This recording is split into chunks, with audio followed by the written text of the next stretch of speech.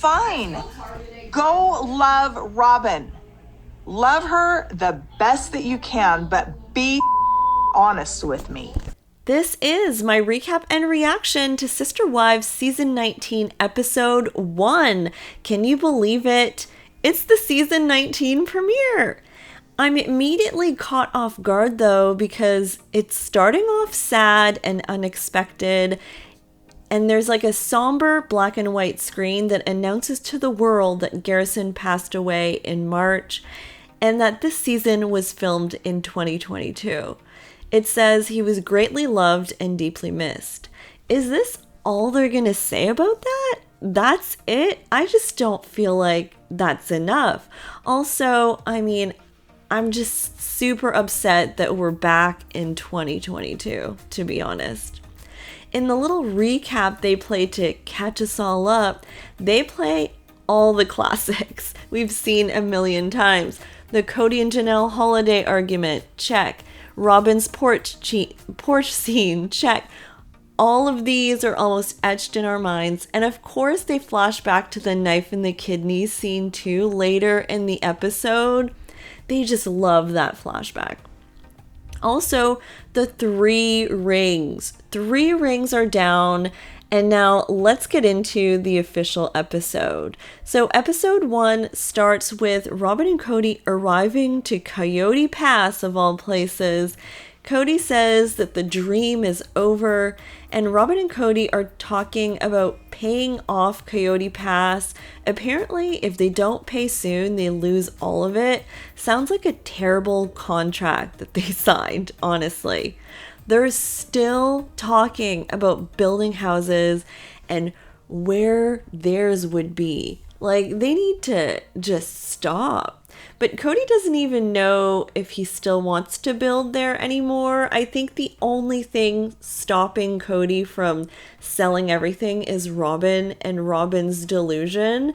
Robyn at this point is still in denial about Meri leaving. She thinks that Meri might still build on Coyote Pass, and that at night she says she thinks about her house, Meri's house, Janelle's house on Coyote Pass. Seriously, what is wrong with Robyn? Her denial in this scene is just next level. She can't freaking let it go. Later on in the episode, Robyn says that she feels like she's in an alternate universe, and I mean, I think that's pretty accurate. Even Kody makes more sense here by just wanting to get rid of it. Kody says that the land is a source of pain, and that maybe the one house idea he came up with seasons ago, maybe that was the catalyst to everything going wrong because it started to expose issues.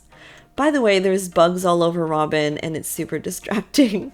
The one house idea did expose cracks in their relationships, and by that I mean Christine really pushed back on that and it just never happened.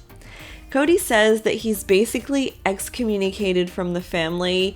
He has infrequent relationships with some of the kids, and later in the episode he's asked specifically about Maddie by a producer and he refuses to talk about her. I'm absolutely sure that any mention of Gabe and Garrison was scrapped here, but yes, things are not well between Maddie and Kody, and it's a shame because I always thought that she was his favorite. So it's sad. Meri's moving forward with a spiritual divorce from their church. She says that Kody led her on to think that they would work on their marriage in Flagstaff, kind of like as a lure to get her there, but there was just no effort made. And she says, it's fine, go love Robyn, but be effing honest with me. That's right, Meri got a bleep in this episode. Meri, in this specific confessional, is extra angry, and she's saying all sorts of things she usually wouldn't, like when Kody and her started the family, Robyn was 10. It's true, but I never thought of it that way. But very true. Now we're at Mykelti's baby sprinkle because Mykelti here is still pregnant with her twins. It's a gambling theme. I guess maybe a flashback to when the family made more sense in Vegas. I don't know. Aspen is there and is filming. Technically, we know that Logan is there, and I think I saw his wife Michelle, but obviously I don't think he was on camera or anything.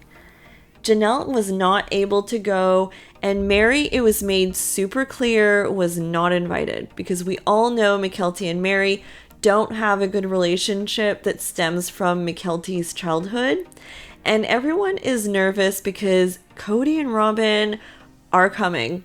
And Kody walks in with a gift, and Christine just completely ignores him. There's this basically super awkward scene where it looks like Robyn is peeking in from the door, and Christine and Kody are standing literally next to each other and don't even look at each other. Don't say hi, nothing. They both don't want to talk to each other, and that's just awkward. Even a hi is too much for them at this point. Christine doesn't want to say hi because she's not going to be friendly moving forward, and kind of wants to make that clear. I mean, they're not even cordial.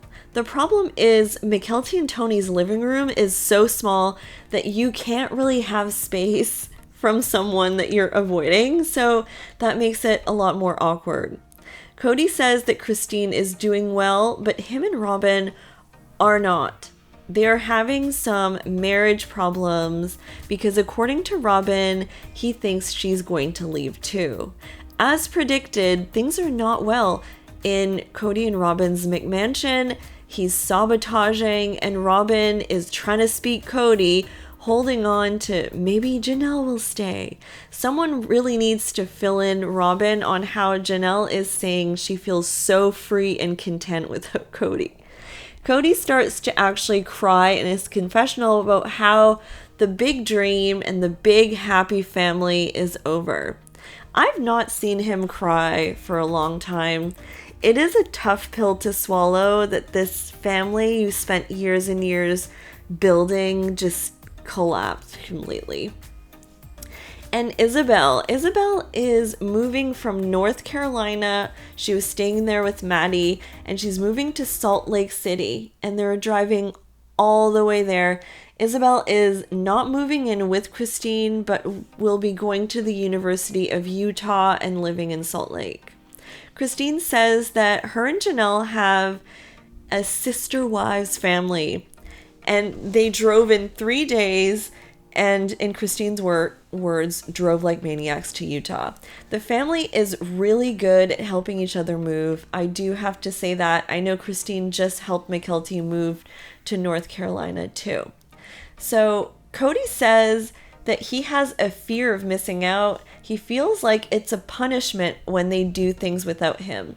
And he finds it super ironic and says that Janelle is following Christine around now. But he feels like it's ironic because Christine hated living with Meri and Janelle and felt like she was walking on eggshells. And I think that's kind of insulting to Janelle to accuse her of just following Christine around like a, I don't know, hang around. Like, how rude. Meri is now visiting Las Vegas. She's visiting her friend Brandy, who she has known forever. And Meri says that she doesn't like to go near the cul-de-sac when she goes to Vegas because it's just kind of sad to her, which I completely understand. That was a great spot for them, that cul-de-sac. And Brandy says that she is glad that Kody and Meri are done. Thank you, Brandy. Brandy seems like a solid friend.